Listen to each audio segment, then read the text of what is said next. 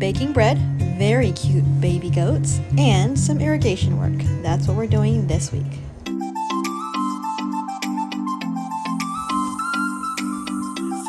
gotta stand tall. We started a compost pile, and this is how our clover is growing in the back. This is where we will be growing a lot of our tomatoes, and look at the growth. This weekend we worked a little bit on our irrigation. We just replaced the sprinkler heads with some drip irrigation lines, and then we just covered it with this big old pipe that we found actually while we took a walk. We just cut it to size, and we are just going to cover the little drip irrigation head so that way none of the dirt goes in, and it was just so resourceful. This is the front of our property. We decided to do the irrigation, just worked on it a little bit for all of these trees that we have. We had the fig trees up front, really all of our trees, our fruit trees, like this one is an apple, I believe. We also have some pears, lemon trees, and everything is better when automated. A couple of weekends ago, we also went over to Home Depot, or was it? I believe it was Home Depot. We purchased some of the small little startlings, these tomato plants and peppers. We had every intention of planting them into our garden bed, but our garden bed is just not ready this year just yet.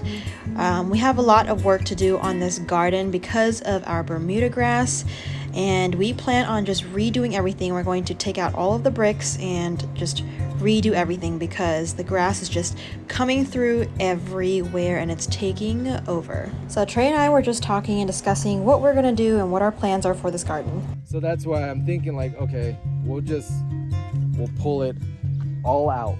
The fence right there we'll pull the fence out. We'll put the fabric cloth down on the outside of it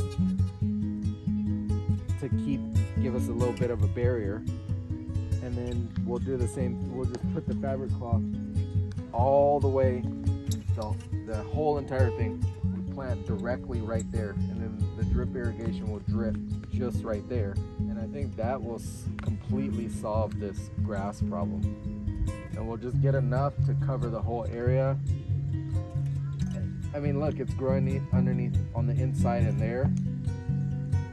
Oh wow, in the greenhouse. In the greenhouse. I just saw that. So that's gonna have to get covered again because it's going to seed. And we covered that too. Yeah, it's going to seed, so the seed is dropping. So we're gonna have to redo right there in the front. I don't know, like maybe we just cancel out of this grow year in this bed. I mean, we don't have to necessarily. It'd just be like a really late season. I think that's gonna be our best option, really our only option. Because outside of that, like, we just let it go completely. Because we don't really have any other options. I don't want to have to use the fabric cloth, but like at the same token, we need to be able to grow. So, and this Bermuda, we're not gonna win with it. Yeah, this Bermuda was like the worst decision. Probably one of the worst decisions that I made on this property. I mean, the logic was good because we didn't expect to be growing like this. So when you think about it, if we were just gonna have animals, the logic is great. Like, you can't get rid of it, doesn't take a lot of water. This is just water just straight from what happened over winter. It's good protein. The animals that eat it,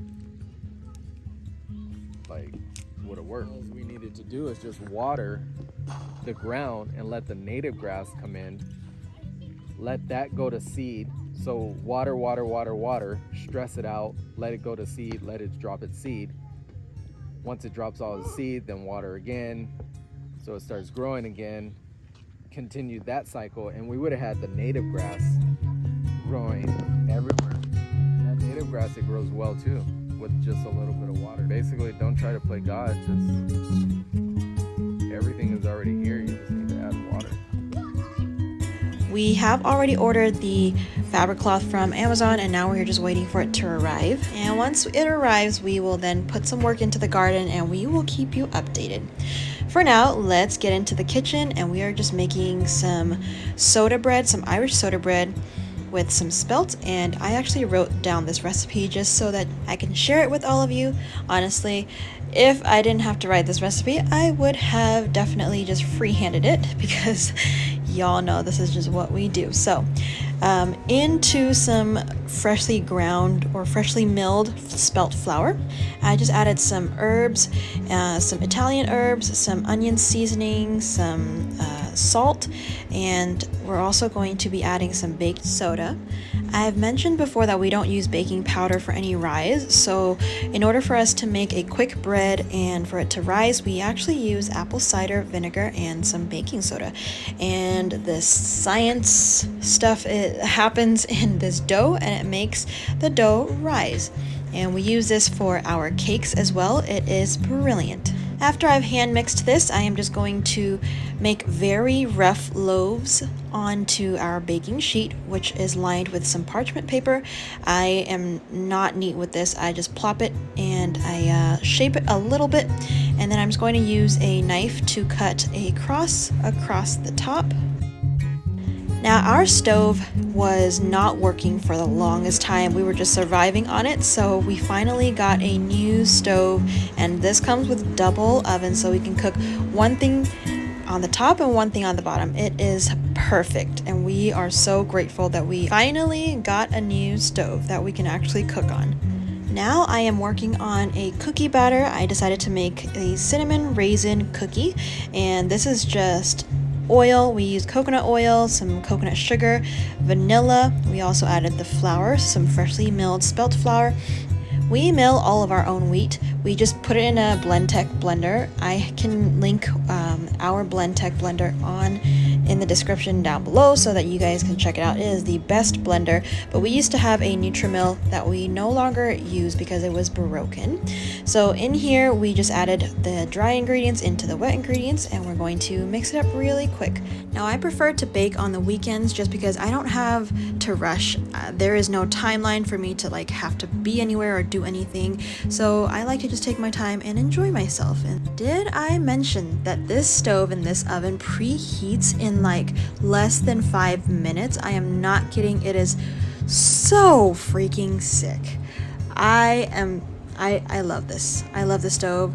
Thank you, Ya, for blessing us with this stove. It works perfect. Alrighty, so back on the cookies, I am making a cinnamon raisin cookie, so I just added some raisins, and I also added some vanilla and cinnamon, of course, and we're going to bake this in our oven. Now this oven has the duo door, so we can actually cook, say, roasted potatoes at a certain temperature on the bottom, and then we can just cook something else like a cake or some cookies at another temperature, a lower temperature on the top. So it is so cool.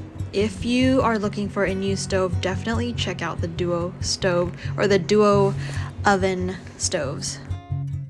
Also, you can just use one oven. You don't have to waste energy using both. And I am just doing a little bit of cleaning up. Now we also do our dishes by hand. We don't have a dishwasher. We find that the dishwasher is really not the best. It doesn't even wash our dishes well, so we do everything by hand in this household. Even though we live in a very fast-paced environment right now, it is always a good idea to just slow things down, do things by hand, wash things by hand.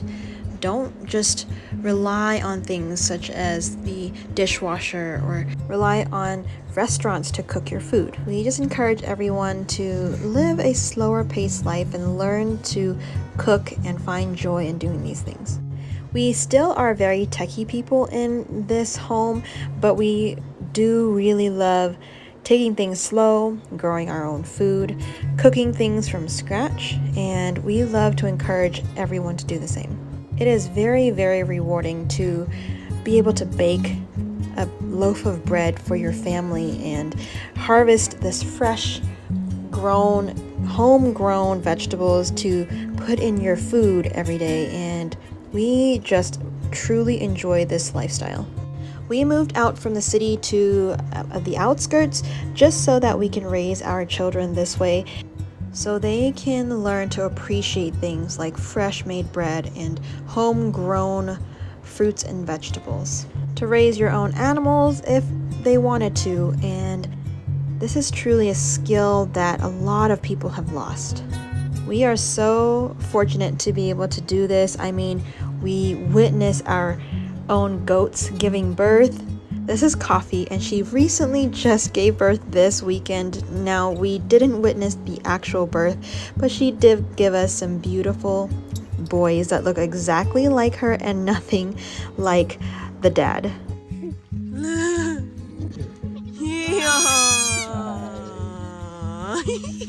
If you are able to, and if you are thinking about doing this homesteading thing, we truly encourage it. And if you have kids, the more the merrier, because look at what these kids can witness and learn from. And have some faith, do it, because it's going to be worth it. If you're passionate about it, just do it. Now, Coffee is the first one that got jiggy and was the first one to expect, and so we are waiting for 4 more girls to give birth to some more cute babies, and I hope that we can capture some of these births this year. We can't wait to share with you. And thank you guys so much for watching. I truly hope that you enjoyed this video. I hope you enjoyed this cute footage of these baby goats. I mean, if you don't melt, if you don't find love, I don't know what will bring you joy and love, because these babies are just too darn cute. They even make a grown man like Trey just smile with the utmost love. What have you been working on this weekend? We would love to hear from you in the comments below, so definitely drop a line down below and say hi. I was over here congratulating Valiente because this is his first baby. He definitely heard the babies, and I think he is one proud papa. That is all for this week. Thank you so much for tuning in again, and stay tuned for the next video. If you haven't already, please subscribe to our channel, and we can't wait to see you on the next one. Bye guys.